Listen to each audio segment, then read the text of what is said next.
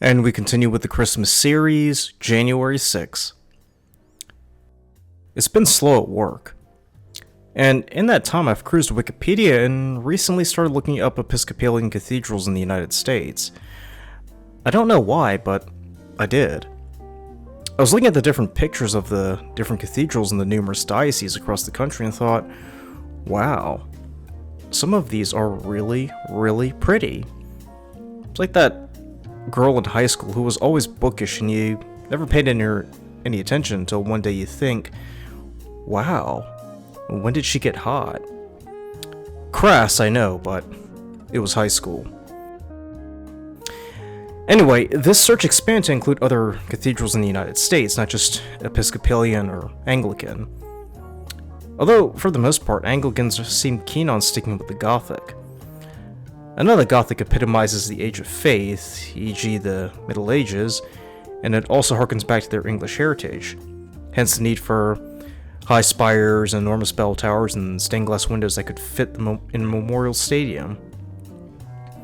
In my search I noticed that the larger, grander, and more elegant cathedrals are up north, past the Virginia border. As soon as you get into the states like Ohio, Pennsylvania, and New York, the churches very much emulate what you see in Europe. Now, why is that?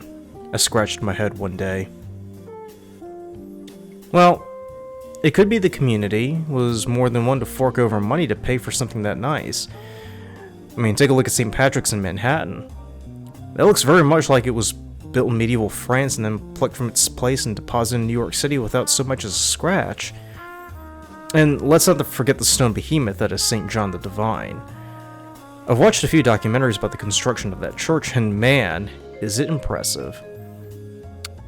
I did think it was weird that the conception came out of envy. Why must the Irish Catholics have such a nice church? That's an injustice. And so they built it.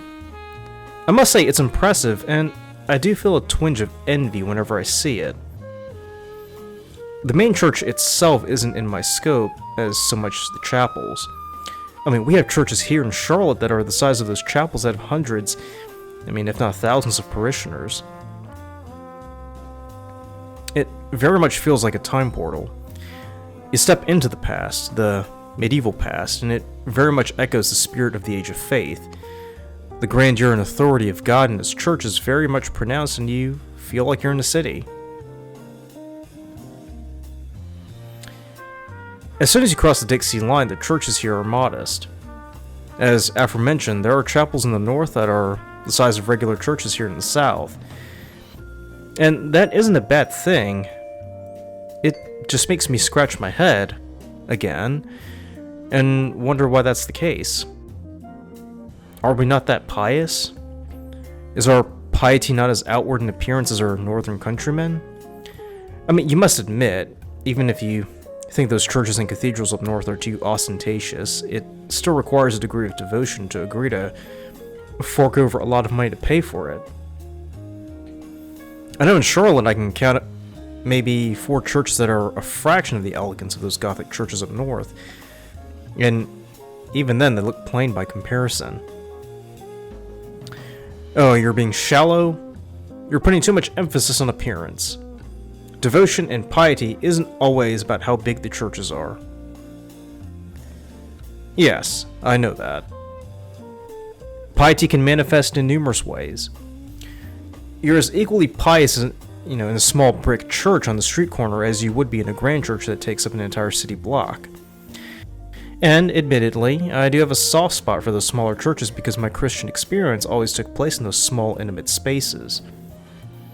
Yes, piety doesn't necessarily need to reflect in the grandiose of spaces, and it could be due to numerous factors.